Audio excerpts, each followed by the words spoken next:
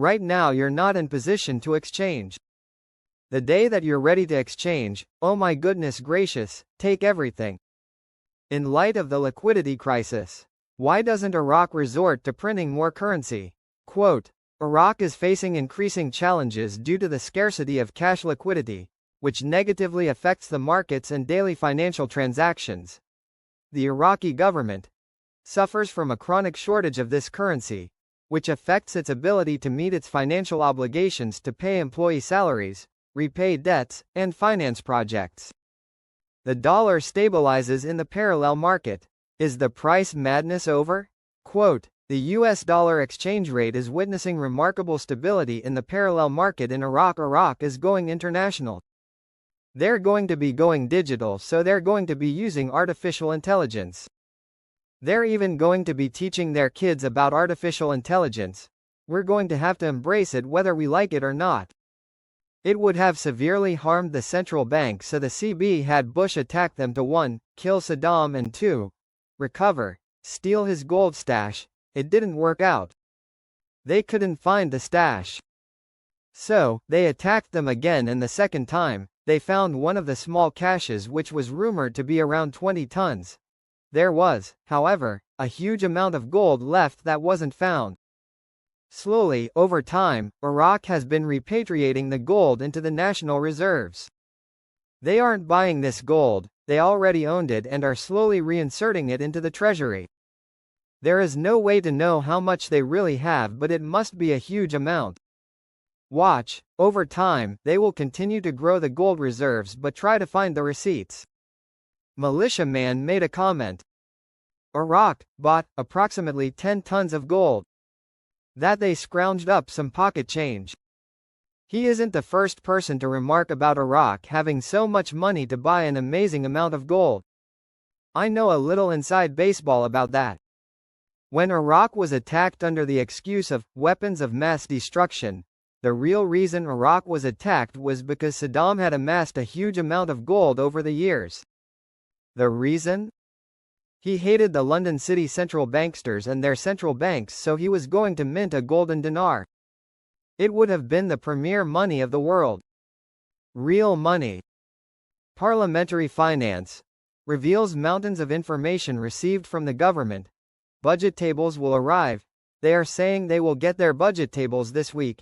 They are moving forward quickly. Why would you put all this money, advertisement, effort, education for a program rate of 1310? There's no reason to protect something of no value. But there is a great reason to protect what they are about to give you, Iraqi citizens, purchasing power. You know very what's happening. Al-Sudani's advisor rebukes citizens for storing money at home and calls for investing it. Quote, Al-Duraji, the technical advisor to the Prime Minister. There is a large cash mass held by citizens outside the banking system, which makes it economically useless if it remains stored in homes, calling for transferring this money to investment projects that contribute to transforming it into assets that support the national economy and enhance sustainable development. RAQ signs new gas export contract with Iran. Iran continues enriching uranium at high levels. Things are so bad between Iran and the sitting president that he left detailed instructions on how to obliterate Iran if the country is successful in eliminating him. Article. Trump says he's given advisors instructions for Iran to be obliterated if it assassinates him. He let Iran know about his special executive instructions. Iran, Iraq's closest neighbor and trading partner, has continued to place Iraq in the middle between itself and the U.S. You understand more than most Americans as IQD investors. Let's hope Iraq can improve its economic status and be in a position to allow the currency to float to a higher value. In Iraq, parliamentary finance, no new appointments in the 2025 budget. Sudani has pledged that they will not take on any new appointments or projects until they settle Article 12 and finish this thing. They need Erbil and HCL to be finished. This is the absolute top priority. The Prime Minister's advisor for Transport Affairs, Nasser al-Assadi, announced today, Tuesday, a plan to form a special body to manage the FAO port and the development road, while pointing out that 95% of the FAO projects have been completed. Al-Asadi stated, in a statement to the official agency, that work is underway to complete the 5 projects in the FAO port, which include the submerged tunnel, the road linking the port, the welcome yards, the container handling yard, and the marine dock for docking ships.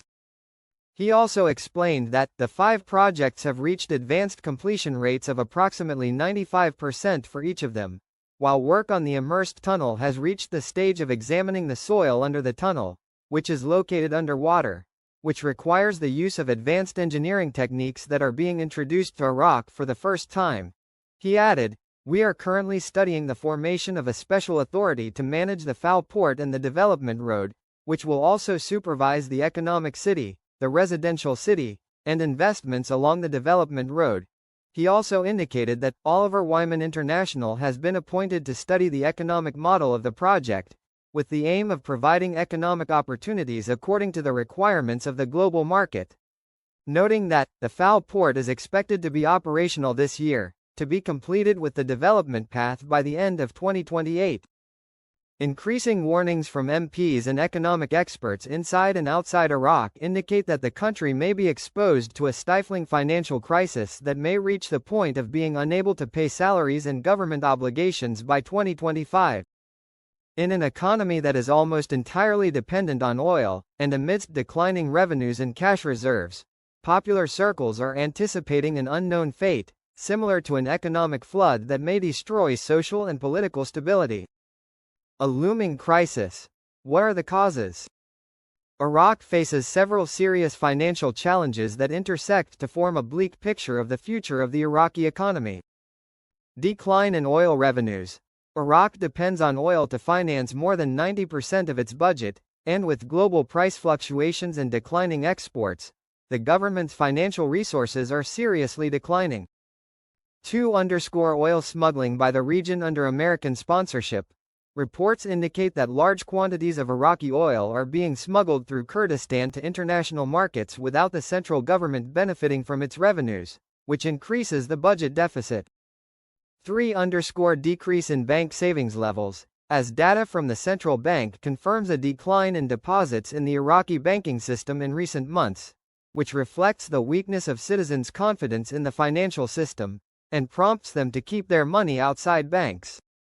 4. Huge government expenditures and unjustified privileges. The salaries of the 3 presidencies, parliamentarians and advisors continue to drain a large portion of the budget, at a time when the country is suffering from a lack of funding. 5. American pressures in light of Trump's return. Baghdad may face more economic pressures, which may be reflected on Iraq due to the economic relations between the two countries.